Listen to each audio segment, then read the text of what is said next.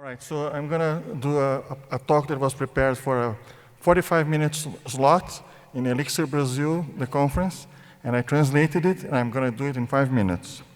So a lot of slides. Anyway, it's about sets. Why use sets? For instance, let's say you have an application like this script that I did in Elixir that allows you to search for Unicode characters by name. So for instance, RF is the name of the application, is the rune finder. If I say cat, face cat, it lists all the Unicode characters that have face and cat. If I add, for instance, face cat eyes, now I only get 3 cats that also have the eyes word in it. And how is this done? There's a file called unicodedata.txt that you can download from unicode.org. And you can basically, what this script does, scans the file and selects the lines that have all the words in the query, okay? Now, if you don't have sets in your language, like the guys in Goland, they don't have sets. So you have to write code like this, you know?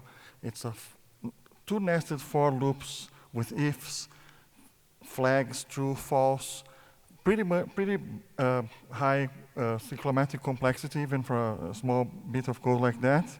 So you don't want to write that.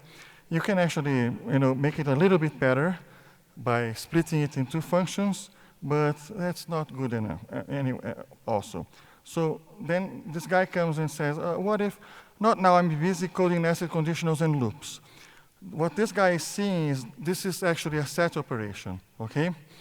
And this means the query is a subset of the description. If that's true, then it's a match, okay?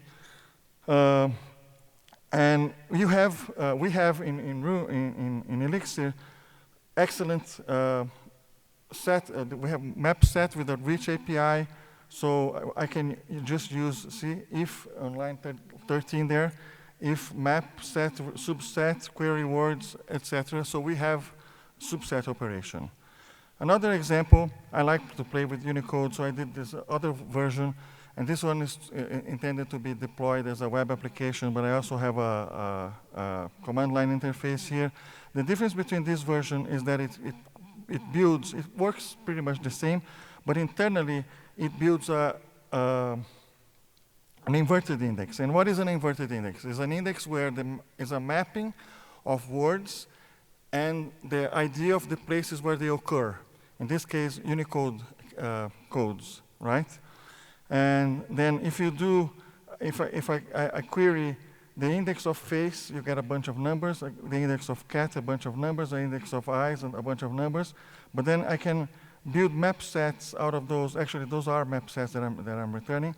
And if I do the intersection of all of them, basically this is the operation that we are doing, and we find the cats that we wanted.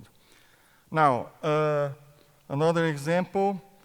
In this case, the code shows the inverted index here is the structure that has the mapping of words to sets of characters, and then here's the intersection of all the things.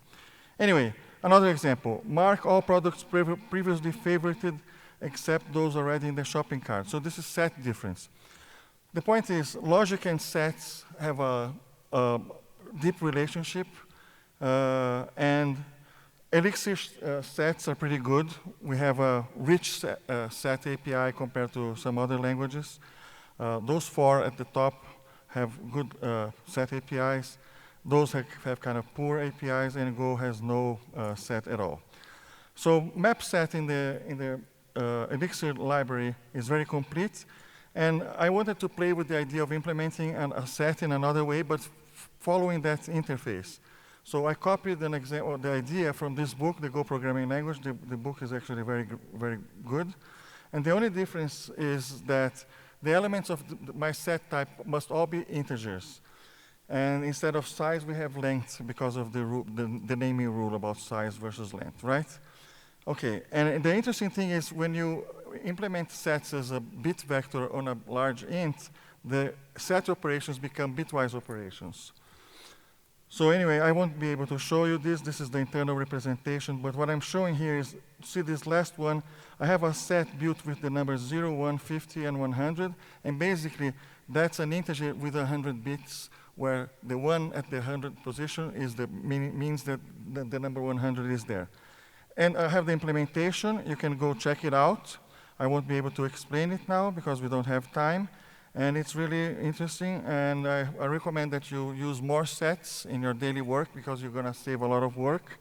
And that's what I wanted to say. And I want to say thank you very much and add another cat emoji. Thank you.